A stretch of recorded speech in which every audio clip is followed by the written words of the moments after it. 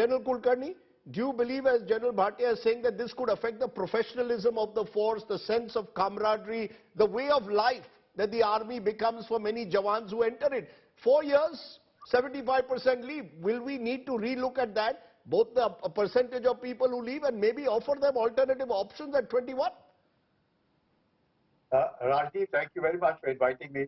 Firstly. Secondly, let me be honest. The Agniveer is a standalone HR policy. All recruitment to the three services is going to be through this Agnipath scheme. There is no denying the fact.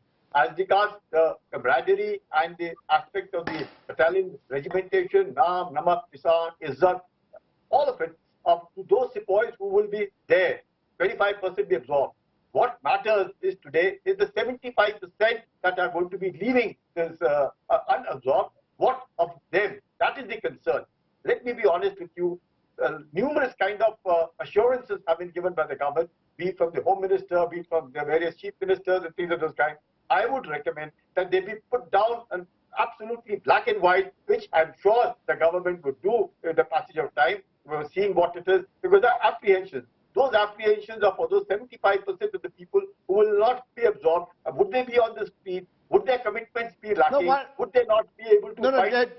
You're saying, General Kulkarni, I think if we ensure that the ones who are even going out are actually the real ambassadors, the real acid test of the Agnipath scheme, by giving, say, about 15% reservations in the Central Armed Police Forces, another 15% reservations being given to them in the Class C and D force, another 15% reservations being given to them in the State Police Forces, another 10% reservations in the railways and the banks. I think once they are not assurances, reservations. General Kulkarni, I had Manish Tiwari, just a minute, sir. I had Manish Tiwari on the program earlier who said that the armed forces are not an employment guarantee program, that you can't guarantee people employment. In a professional setup, you need to put national security above all else. This is not, just another service where people will just come as an employment guarantee scheme. How do you respond to that?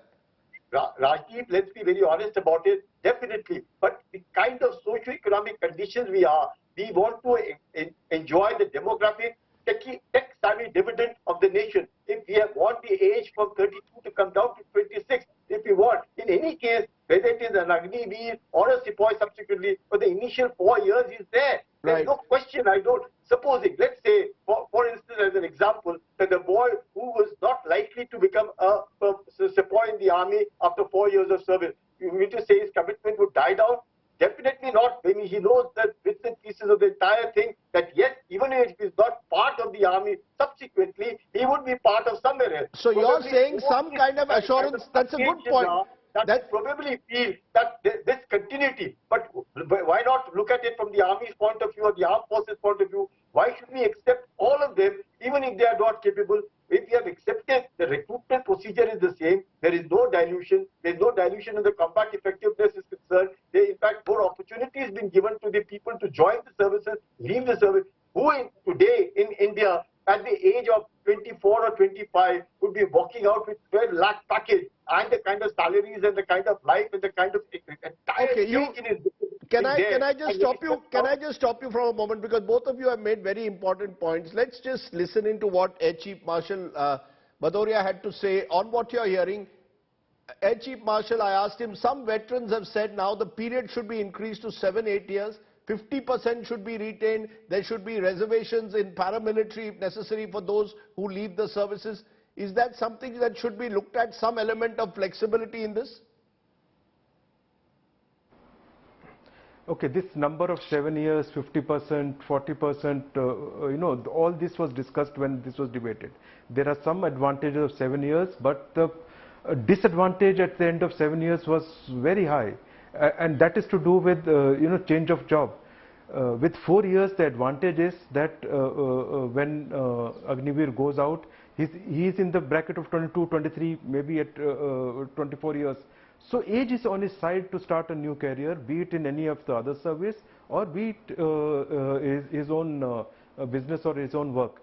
So age is on his side. 7 years, it puts on the other side. It is a little late to get into other services, and this issue of not having permanent, if 4 years is causing concern, 7 years would have caused even deeper concerns in the youngsters. So the 4-year was decided as the optimum period wherein they can be effectively combat employed in the defense services. The services don't lose out. And the Agniveer doesn't lose out. The age is on his side when he goes. He has, nearly 12 lakh with him to start a new life, new career, new this thing. And it is a jumping boat for him. I don't see any concern. And when this scheme really puts into motion, you will see 4 years down the line, 5 years down the line, that time they will realize the importance of this option at the end of 4 years.